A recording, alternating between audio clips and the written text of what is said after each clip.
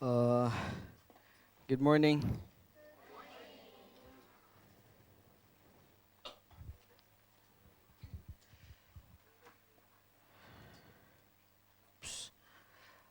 Uh, it's nice to see so many babies. One time while we were practicing praise and worship, Rion, Rion Alay. Uh, he was singing with us during the praise and worship. He memorized some of the songs. Meron siyang favorite song. I'm not sure kung ano yon. Basta he knows the song. And yun ang beauty when you bring your kids to church. Diba? As early as they are still young. Um, it's very beautiful. Uh, so, if you have kids, bring them to church. Bring them to church. Um, Today, um, do you see the picture clearly? Um, what are what are they doing?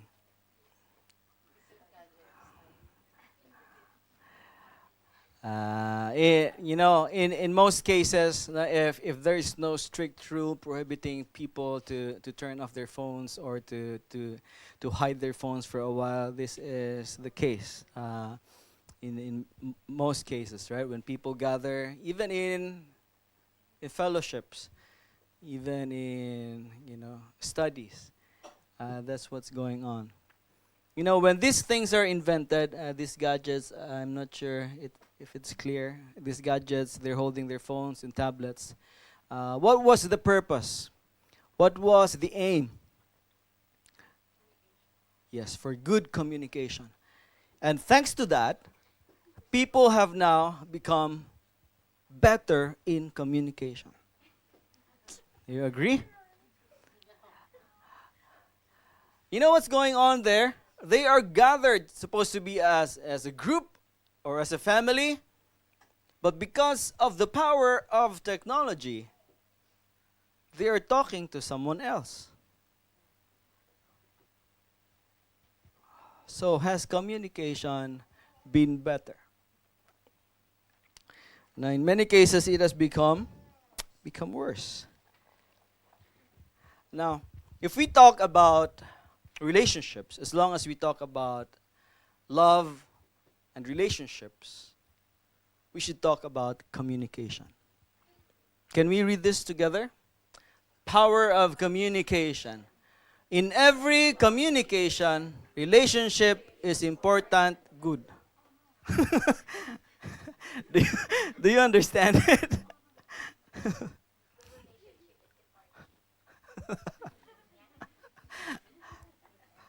you know, the, maraming tao ngayon magaling magsalita. But this is what happens in a very poor communication. There's supposed to be a good intention, a good message, but because of improper communication, people might just misinterpret it. Diba? How many times have you been misinterpreted? Our messages, our conversations. Diba? Let's try to read the good one. There's a good one. And that's the right thing. Let's read it together this time. In every relationship, good communication is important. So is it clear now? Much better. In every relationship, good communication is important. Okay? Let's take note of good communication. Good communication is important. In every relationship, whether it is, work relationship, 'di ba? Kaya mahirapan tayong maghanap ng trabaho because we don't know how to speak Japanese. Yun ang palagi sa interview. Do you know how to speak Japanese? Why? Because communication is important. Actually, in the interviews, sinabi nila, marami na kasing mga gaikokojin daw. Sabi nila, mga sinong gaikokojin dito? Sanabi nila, because there are many cases daw, yung mga kay Coco Jane, nagsasabi nga, hi, wakarimashita, pero hindi naman daw pala naintindihan. Oh, kaya may phobia na yung mga companies to accept people who does not know how to speak Japanese. 'Di ba? Na-try ko talaga 'yon. 'Di ba? Natatakot tayong matanggal sa trabaho. Kaya kahit hindi natin naintindihan, 'di ba? 'Di ba? Nakwento ko na ba sa inyo yung nagtrabaho ako sa Gemba? Inutusan ako, ano ba yung Nihongo ng walis? Koki? Hoki. Yeah. I did not understand what hoki means. Akala ko yung hoki is yung pala. No? Hoki. So, syempre, kasi Gemba, di ba? Sino na ba magwawalis, di ba? Iniisip ko talaga pala. So, patakbo-takbo pa ako kasi nagmamadali. So, hindi ako sigurado, kaya nagdala na ako ng marami. Maraming pala. Makaranay ka, ha? I'm sorry, yeah, shovels, you see? That's the importance of good communication. Good communication. So, our message for today is loud and clear. If there is a communication, we want it to be loud and clear. Now, let us not misunderstand. Loud here does not mean screaming or shouting. Okay, have you heard of the phrase, action speaks louder than words? Diba? You see? See, yes. Amen. Amen. Amen. See, it doesn't mean you need to shout or you need to scream. How does it become loud?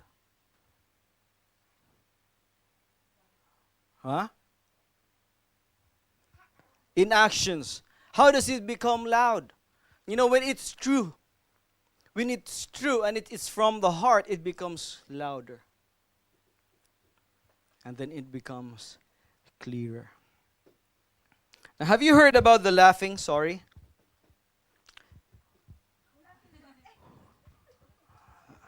Have you heard? Have you heard about this? Or have you experienced this in your life? Yung may nag-sorry sa inyo, pero habang nagsusorry, patawa-tawa lang. Mga ganyan ba? Diba? Have you tried this one? Have you tried it yourself? Saying sorry while laughing? When I was in high school, I have experienced this in high school. And, CAT, diba? Ano bang ibig sabihin ng CAT? Yes, Citizens Army Training. Now I was blessed with the Lord, by the Lord, to be in a leadership even at those early times. So I was the head of the CAT. We had a meeting, but I was late. Okay, I was late. So the general was there. So the teacher was there, and everybody was waiting for their leader, and that was me. And then I was late. So like the usual thing that we do, the casual thing that we do, I get inside the meeting and, diba? Sorry. And on that day, until today, the message was very loud and clear to me. You know what my teacher said?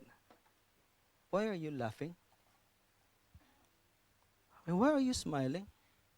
Is this funny? This is not good for you, for me. This is not good for everybody. Why are you laughing? Now, at that moment, everything changed. The atmosphere, even my life changed. Because that message was very loud and clear. And until today, I bring that with me. I expect someone, when they say sorry, they should not be laughing or smiling. Kayo may mga tao pag late, okay? Pag late kayo, huwag kayong patawa-tawa na humingi ng tawad. Sorry. That's not the proper way to do it. No, we are used to that, right? We are used to that. We Filipinos, we are used to saying sorry while laughing or smiling. But that should not be the case. Because it's not good for you, not good for everybody. It's not a laughing matter. Diba? Ngayon, no? Nagkasala sa asawa, patawa-tawa lang. Sorry. Di pa ako nakapagluto, gutom na ang lahat. Diba? That message was loud and clear. Now, was it loud and clear to us all? Even this simple lesson, okay? Starting today, I hope I understand. I understand you, you little kid.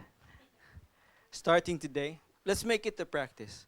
When we face our friends, and when we've done something wrong, even just a little one, when we say sorry, say it like you mean it. Okay? When you're late for 5 minutes, sorry, diba? There should be sadness in your face that you're late. You know what we do? We try to laugh so that everybody will laugh and then thinking that it's okay. And that's not right. Now, Proverbs, let's open our Bibles in Proverbs 18. Proverbs chapter 18, verse 21.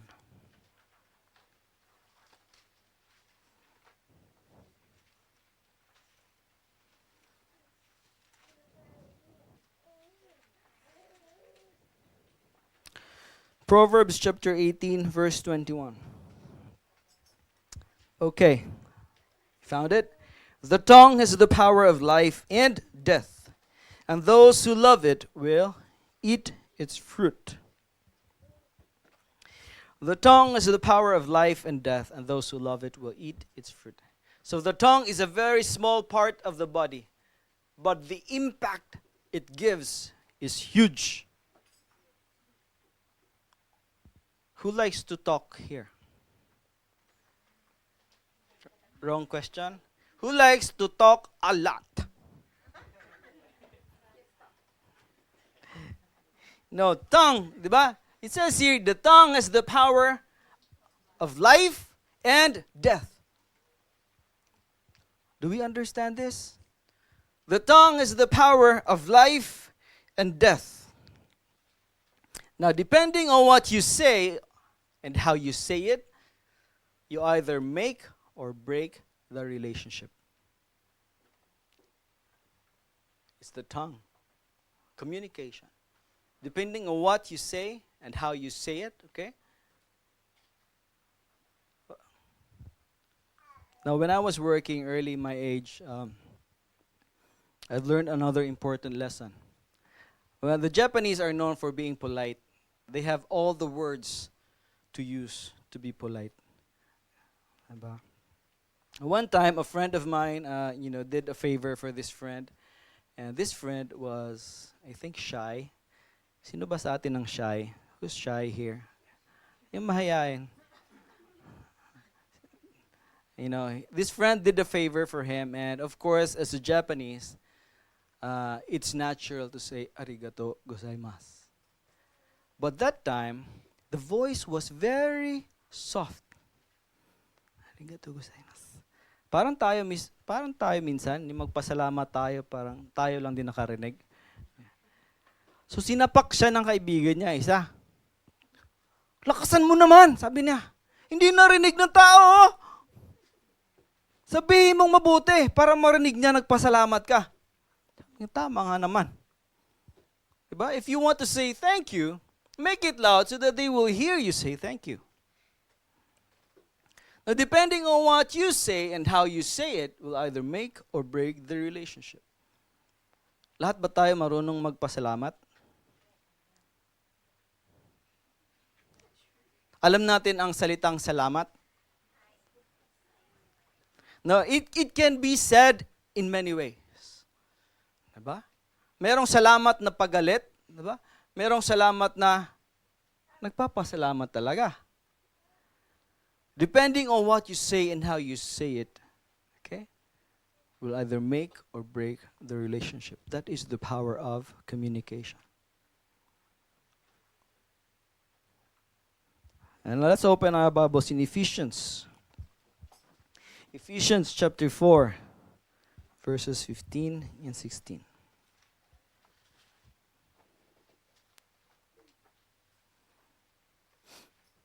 We praise the Lord. May ushers na tayo today. Palapakan nga natin ang Panginoon. Uh,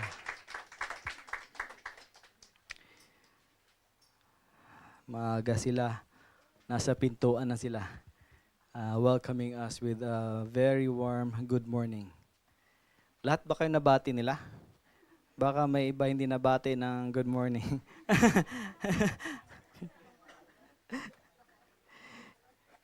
Ephesians chapter 4 verses 15 to 16. Now instead, speaking the truth in love, we will grow to become in every respect the mature body of Him who is the head, that is Christ.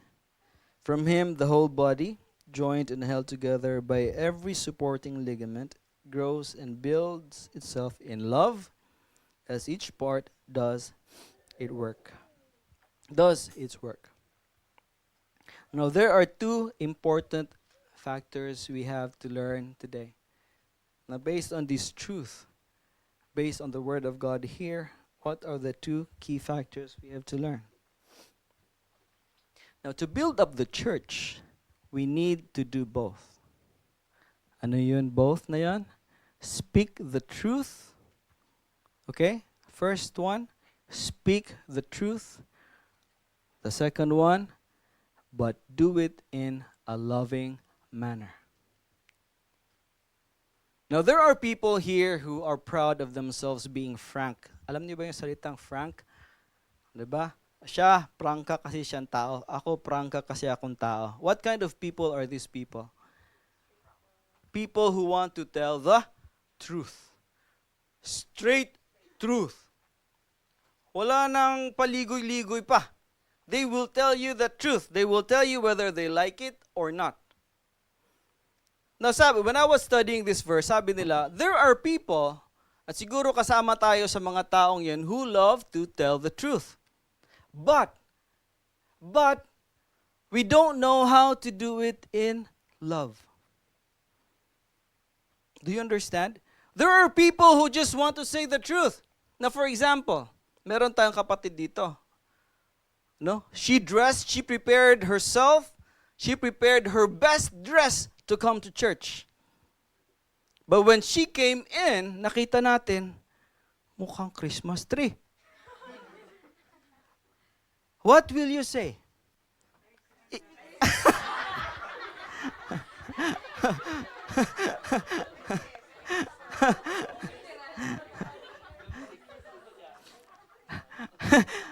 Now you see, if you are an honest person, if you are a frank person, you will tell him or her right away. Diba? There are people like this. Uy, ate, ano ba yung sinusuot mo? Ate, parang hindi naman yata, parang kulang ka pa ng isang kulay. Ha? Parang diba? There are people who would like to tell the truth right away. Ate, parang pangit ng combination mo ngayon. Ha? There are people like that. They tell the truth, but not in a loving manner. Okay? Halimbawa, pinagluto ka ng spaghetti. Ikaw, honest ka talaga. Ate, di masarap tong luto ngayon ah. O, kasi honest ka, no? Sinasabi mo lang yung totoo. Diba? Nagluto si Ate Aileen ng macaroni. Walang kaong. O, diba? Sinabi mo, ate, bakit walang kaong? Walang kulay. Diba? Being honest. But, sabi nga, there are people who like to tell the truth, but do not know how to do it in love. Sino mga ganong tao dito? Kasama ba tayo doon? Very honest people, but do not know how to say it in love. Like for example, another example, people come in here and the message is already starting. Listen, it's very important. How will you tell them to wait? Diba? Uy, muna! Nagpa-pray pa! That's an honest. Diba? Honest. Ano ba yan? Honest Honesty.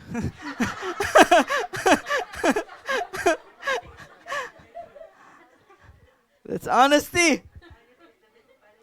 Di ba? Wait, teka lang, nagpa-pray na si pastor. Oh, di ba? That's being honest. But, di ba? Parang nakakagulat ka naman. Ano?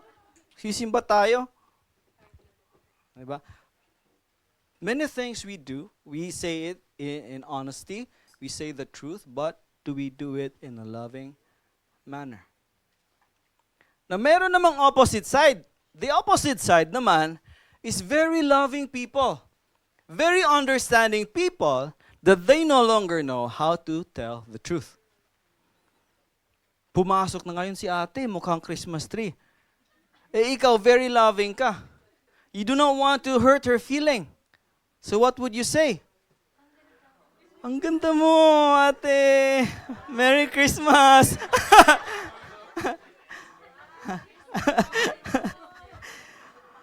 Napakamakulay ng mundo, ha? The world is very colorful today. You see? But because you did it, and because she liked it, she might come again wearing the same thing next Sunday. You see the difference there? You see the problem? Diba? Magsama ka na lang din ng Christmas lights. That's a, that's a nice idea. Ikaw talaga, kuya. Magaling ka talaga. Now, let's go to the Bible again. Verse 14 said, "Speaking the truth in love, we will grow to become in every respect the mature body of him who is the head, that is Christ. From him the whole body joined and held together by every supporting ligament," okay, very important, "grows and builds itself up in love as each part does its work." Merong growth and merong building each other up if we tell the truth and do it in a loving manner. Na yung ate na yun na paborito niya talaga magdamit ng, she will never learn. She will never be a better person unless we tell her the truth. Ate, hindi po tama ang combination. Okay? But in a loving manner. Okay? Ate, parang mas maganda po, ganito ang kulay. Dalawa lang. Huwag naman yung lahat ng kulay. See, that person will never grow. Okay? Diba? If we just treat each other, natatakot tayo na makasakit ng damdamin, these people beside you and her will never learn. Na kanina, kinausap ko na naman yung praise and worship team. It's good that we have start, but it's already 9:30. We're supposed to start 9 o'clock. If you do not say the truth, smile lang tayo palagi, okay lang. Good morning. People will get used to being late, and there will never be growth and development. So that's why the truth is important. Okay? And saying it in a loving manner is also equally important. A merong challenge for us today. And what is that? To learn how to speak the truth in love. If we want this family to grow, sabi ng Biblia, grow and build each other up in love, we need to know how to speak the truth in love. Okay? Nakikita mo yung gitarista palaging mali-mali. Sabihin mo, kuya, masaya ako that you play the guitar, pero mag-practice ka naman sa bahay. Diba? Ito, tuturuan. Ganito ang mga scales, ganito pagkaskas. Okay. Speak the truth in love. It's difficult if we are not used to it. It's very hard kung hindi natin siya pinapractice araw-araw sa buhay natin. Speaking the truth, number one, is difficult. Kasi many people are afraid to hurt feelings. And doing it in love is also difficult. Kasi gusto natin pag nagsalita tayo, may intindihan kaagad. Makikigets nila kaagad, but that's not the case at all times. Kaya kailangan ng truth, kailangan ng love. If we speak in this manner, your message will be loud and clear. Kasi kung walong halong pagmamahal yon, only truth, maaaring narinig nila, pero hindi nila mag-get yung message. Or they might not like the message at all. And there will never be growth and development. And this is one big family, as the Bible said, with Christ as the head. This is one big family, one body in Christ. In order for us to grow, we need to learn how to speak the truth in love to each other. To each other. So, now when you stand up later, when you go out, when you go home, okay, when you go to work, we need to learn how to speak the truth, but this time in a loving manner.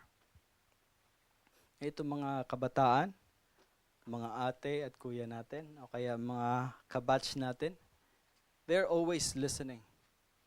We are always listening. We are surrounded by words, surrounded by communication, but many times it's just bad communication. Saying the not the right words and not the right way. And this is very important. Kasi gusto nating mapagtibay ang relationship natin, gusto nating mapagtibay ang ating pananampalataya sa Panginoon. We need to be able to do these things. And we need this very much. Diba? Kung wala magsasabi sa akin, tumataba ka na, Pastor, I might not know. Kasi when I look at my face in the mirror every day, di ba? Kung ikaw lang, you go to the mirror, in front of the mirror every day, you might not notice na ano na pala yung mukha mo. Bilog na bilog na. Kasi akala mo, ganun lang talaga ang mukha, di ba? Yes, that's true. Okay, that's true. That is why we need each other.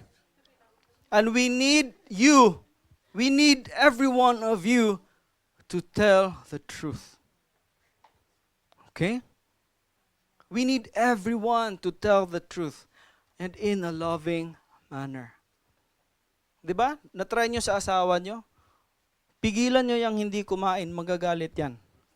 Kasi ang sabi mo, ang taba-taba mo na, huwag ka nang kumain. Magagalit yan. But if you say it in a loving manner, mahal, gusto ko namang, diba? Maganda kang tingnan.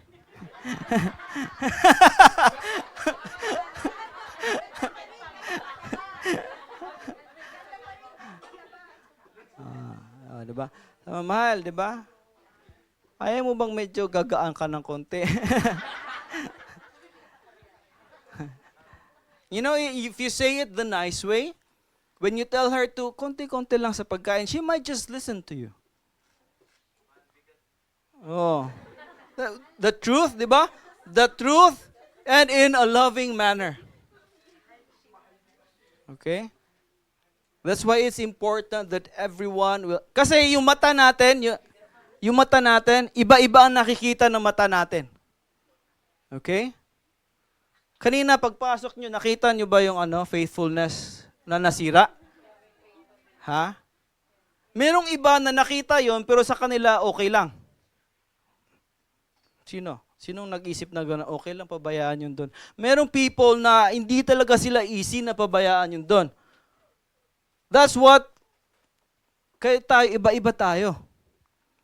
And if we don't tell the truth, we might not know. These people will not know. Oo. Kaya kayo, di ba, sabi dito, as each part, kasama to ha sa verse, as each part, kayo yon. Each part does its work. Kasi kayo ibang nakikita nyo, ibang naririnig nyo, you have your different opinion, different words, different wisdom na binigay ng Panginoon sa atin.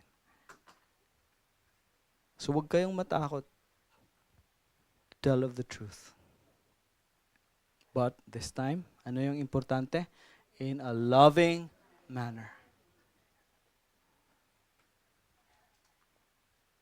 Hilain mo siya na may pagmamahal, palayo sa tabi huday. Parang ganon. Andyan na naman tayo, dito tayo. Mga ganon. In a loving manner. Yung kami ng misis ko, kung pumapasyal kami sa mall, nag-holding hands talaga kami. Kasi baka kung ano yung pulutin eh. Kaya hawakan mo yung kamay. Mga ganon, in a loving manner.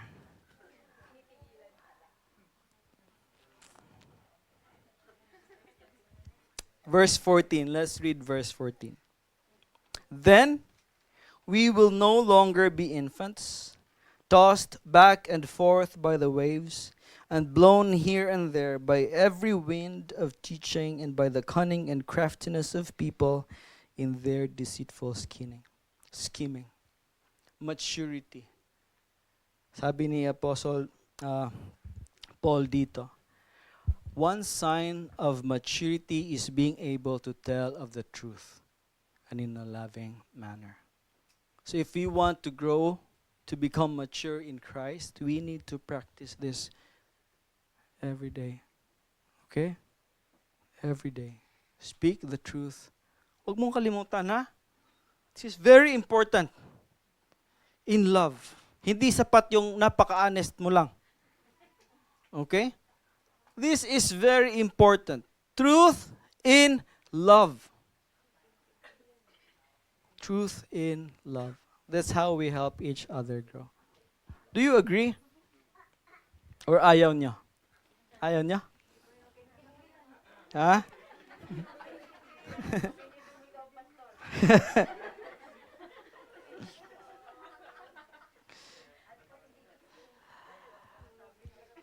Now, there's one more bonus thing I want to tell you. This also is included in good communication. Yung pagkukumusta. Diba we do this every Sunday when we meet each other, when we say goodbye, we do this. Now, I'm going to teach you this. This is very important. I've just learned this also in a seminar. What do you do when you shake somebody's hand? When you shake his hand, give him his attention. I mean, your attention. Okay? Kasi merong iba, halimbawa tayo kay Mika. I'm going to shake hand with Mika. Good morning. Basta lang maka-shake hands, thank you. Diba? And that's not the right way. Okay, we do this every Sunday, and I've been a victim many times. Okay? Ano ang message na yon? That he is not that interested with me. Basta lang makumusta ako. But he wants to move on to the next person already. Okay? That's important. It doesn't matter kasi meron tao parang takot na humawak ng kamay. Ganon lang makipag-shake hands. You know? Basta, at that moment, at that time, siya yung kinakamusta mo. Okay? It's not the next person. That's bad manners. Remember this, mga kapatid. Okay? Kasi ginagawa natin to. This one is trying to tell that person that he is important. She is important. Natatakot ba kayo na baka humaba yung kwentuhan nyo? Ha? Kaya gusto mo na umalis ka agad? You see? Yun ang implication. Ayaw mo na siyang kausapin. Ay, baka magsalita na naman to, no? Bago pa magsimula, nasa next person na tayo.